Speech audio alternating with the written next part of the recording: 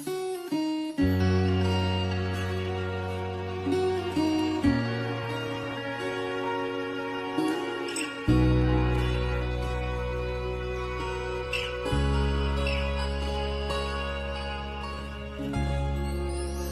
่างกันบ่ถึงว่าเหมือนดังฟ้ากับดาวแต่ความจริงสองเฮาเห็นห่างกันพันปีแสงมีบางสิ่งกันกลางมีบางอย่างแยกแบ่งยิ่งฟื้นก็ยิ่งอ่อนแห้งสุดท้ายก็ต้องปล่อยวางฮักนั้นยังงดงามเป็นต่างเพียงเฮาสองคนอย่าโทษฟ้าโทษฝนอย่าโทษวันเวลา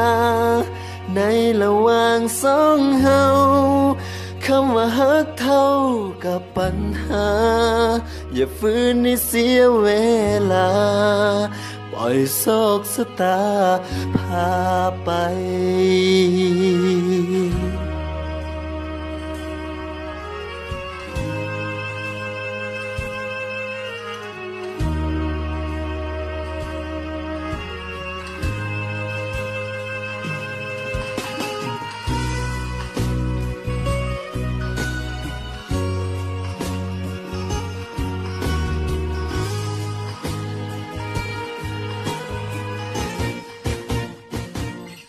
จากนี้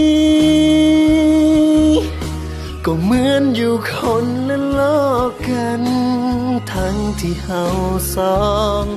ห่างกันแค่เพียงเอื้อมมืออยากไขว่คว้า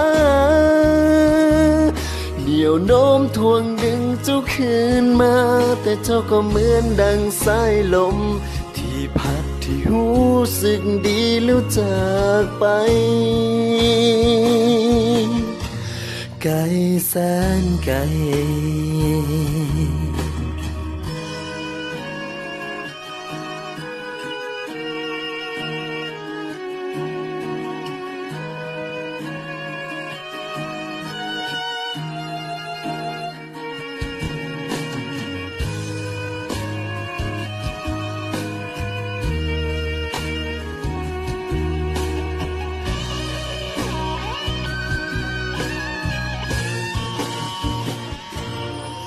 อยากจะคอยห่วงเจ้าจากที่ไกลไกล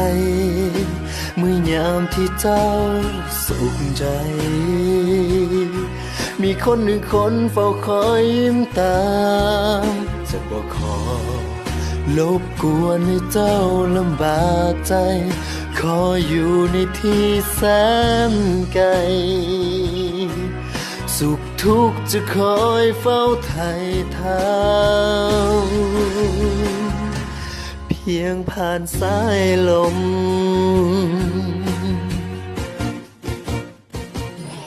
จากนี้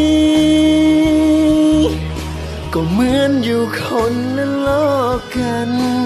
ทั้งที่เฮาสอง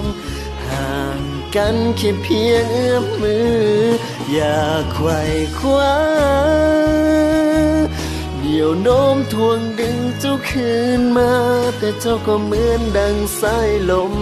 ที่พัดที่รู้สึกดีแล้วจากไปไกลแสนไกล